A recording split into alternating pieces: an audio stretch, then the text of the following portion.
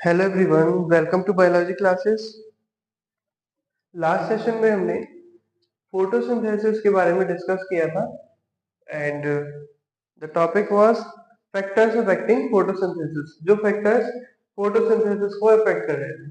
उसके बाद आज हम पढ़ेंगे एक्सपेरिमेंट्स ऑन फोटोसिंथेसिस कि फोटोसिंथेसिस के लिए हम किन एक्सपेरिमेंट्स को यूज करते हैं, जिससे हमें ये पता लगे कि फोटोसिंथेसिस कैसे होता है। अब इससे पहले लास्ट सेशन में हमने एक चीज डिस्कस की थी जिसका नाम था फैक्टर्स अफेक्टिंग फोटोसिंथेसिस। तो इसमें कुछ ऐसे प्लांट्स की कुछ ऐसे ट्रीज भी होते हैं जिनके अंदर फोटोसिंथेसिस प्रोसेस जो है, जिसमें क्या होता है, ऑक्सीजन रिलीज होती है। तो सेम उन प्लांट्स में रात में भी वो नाइट में ऑक्सीजन को रिलीज करते हैं। तो वो एक पाथवे यूज करते हैं या जिसका नाम एक मेटाबॉलिज्म है जिसका नाम है cross crassulacean acid metabolism, CAM। इसका नाम है क्रोसुलेशियन एसिड मेटाबॉलिज्म। तो ये किस किस में कौन कौन से प्लांट यूज करते हैं? एलोवेरा, पीपल, नीम, तुलसी, ये सारे के सारे जो प्लांट्स हैं वो CAM क्रेसुलेशियन एसिड मेटाबॉलिज्म को यूज करते हैं। अब हम आते हैं next experiments on photosynthesis. Before starting this, एक बात आपसे डिस्कस करना चाहूंगा कि जैसे हमने लास्ट सेशन में पढ़ा था कि एट 40 डिग्री सेल्सियस जो फोटोसिंथेसिस है वो स्टॉप हो जाता है, क्योंकि उसमें जो वो क्लोरोफिल है वो डैमेज हो जाता है। तो हम इससे एक ऐसा ये आइडिया लगा सकते हैं या हम सोच सकते हैं कि 40 डिग्री सेल्सियस सिर्फ हमारे लिए हार्मफुल नहीं है। जब समर सीजन में हम टेम्परेचर हम देखते हैं कि कितना राइज होता है, तो हम कहते हैं कि जितने ज्यादा से ज्यादा प्लांट्स लगाएंगे या जितना आप एफॉरेस्टेशन करेंगे तो उतना ज्यादा बेनिफिशियल होगा। बट हमें ये भी उसके साथ साथ सोचना चाहिए कि जब हम प्लांट्स को लगा रहे हैं तो अगर वो इस टेम्परेचर पर फोटोसिंथेसिस प्रोसेस कैरी नहीं कर पा रहा है तो हम कितने भी प्लांट्स लगाएं। इसलिए आपने देखा होगा कि समर सीजन में सारे के सारे जो प्लांट्स हैं वो सूख जाते हैं, ड्राई हो जाते हैं, क्योंकि फोटोसिंथेसिस प्रोसेस उसमें नहीं हो पाता है। तो इसलिए हमें नेचर का हमें अपने अपने आप ध्यान रखना है। ठीक है, नेचर को हमें ज्यादा उसके साथ हमें ज्यादा छेड़छाड़ नहीं करनी चाहिए नेचर से। तो जो जैसा है फैसिलिटीज हमें लेनी चाहिए, उसका तो कोई सोल्यूशन नहीं है कि हम फैसिलिटीज ना लें, बट हमें नेचर का भी ध्यान रखते हुए करना चाहिए। आपने एक नेम सुना होगा, सस्टेनेबल यूज ऑफ डेवलपमेंट। तो डेवलपमेंट ऐसा होना चाहिए जो सस्टेनेबल हो, मतलब जो नेचर को नुकसान ना पहुंचाए। बट उसका अपोजिट हो रहा है, जिसकी वजह से आप देख रहे हैं कि अब नाउ डेज बहुत ज्यादा फ्लड, बहुत ज्यादा इरेगुलर रेनफॉल, कहीं कम कहीं ज्यादा। तो दिस कंडीशन इज अराइजिंग।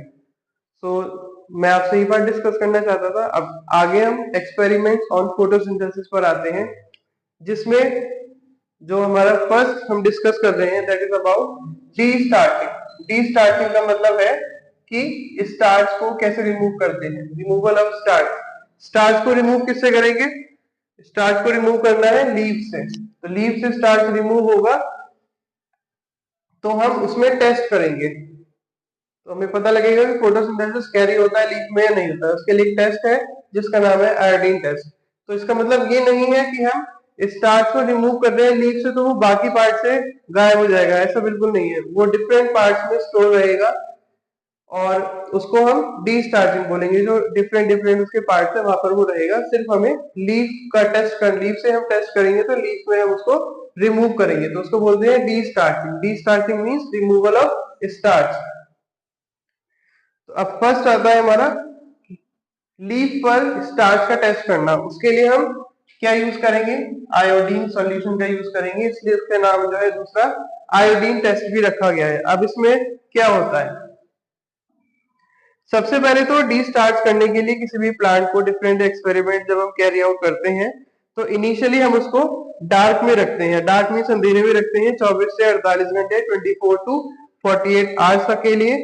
और उसके बाद हम उसको डी स्टार्च करते हैं, लीव्स को, उसमें से स्टार्च को रिमूव करते हैं, क्योंकि सनलाइट नहीं होगी तो फोटोसिंथेसिस कैरी आउट नहीं होगा। इसलिए हम उसको पहले डार्क में रखते हैं और डार्क में रखने के बाद लीव्स को डी स्टार्च किया जाता है।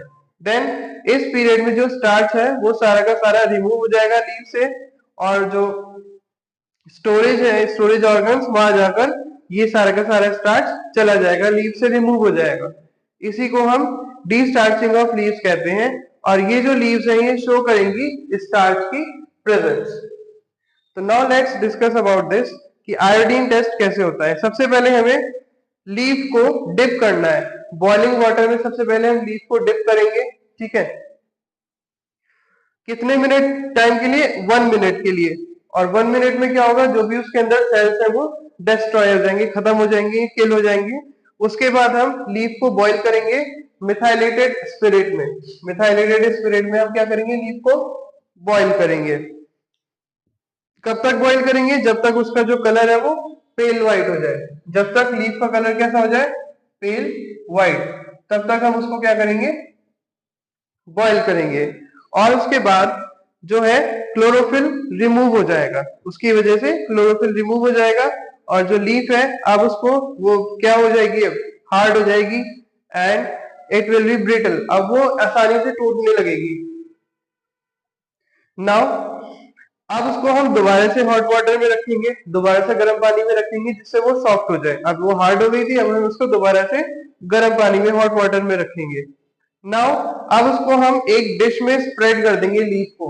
लीफ को क्या करेंगे, दोबारा से एक डिश में स्प्रेड कर देंगे जहां हम आयोडीन का सॉल्यूशन उसमें डालेंगे, पोर करेंगे।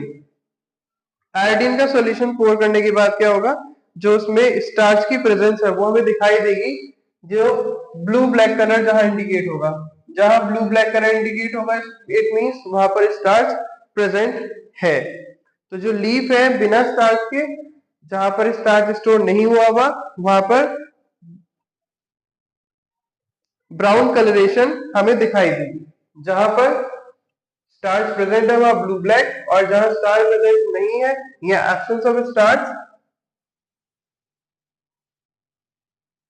absence of starch, color will be brown। Brown colour हमें वहां देखने के लिए मिलेगा। So this is about the iodine test. ये हमारा आयोडीन टेस्ट है कि सबसे पहले हम उसको लीफ को डिप करेंगे सेल्स को किल करने के लिए, फिर बॉईल करेंगे मिथाइलेटेड स्पिरिट में, फिर उसके बाद उसको तब तक बॉईल करेंगे जब तक वो पेल व्हाइट कलर देने लगे, क्लोरोफिल रिमूवल हो जाएगा। फिर उसके बाद हम उसको, जब वो हार्ड हो जाएगी, ब्रिटल टूटने लगेगी जल्दी से, फिर हम उसको हॉट वाटर में डालेंगे जल्दी से सॉफ्ट हो जाए।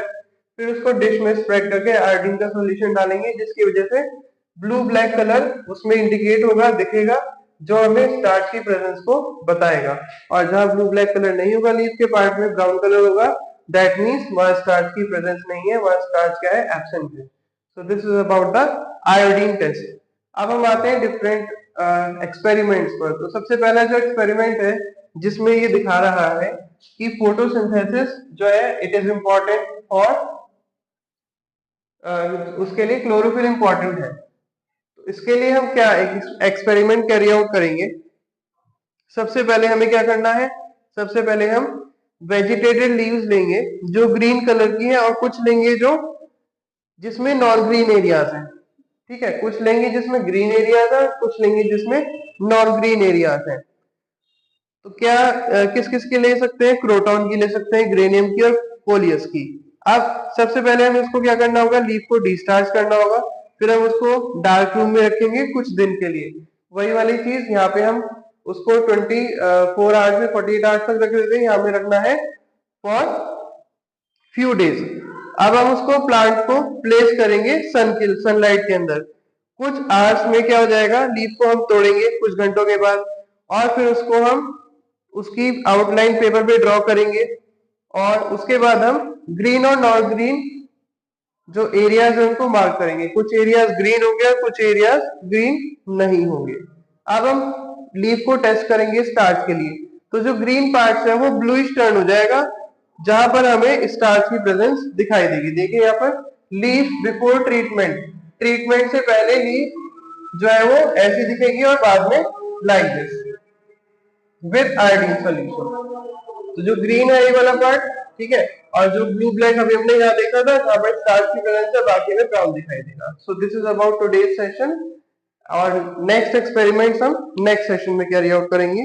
सो I am ending this session now and thank you for all this. Thank you.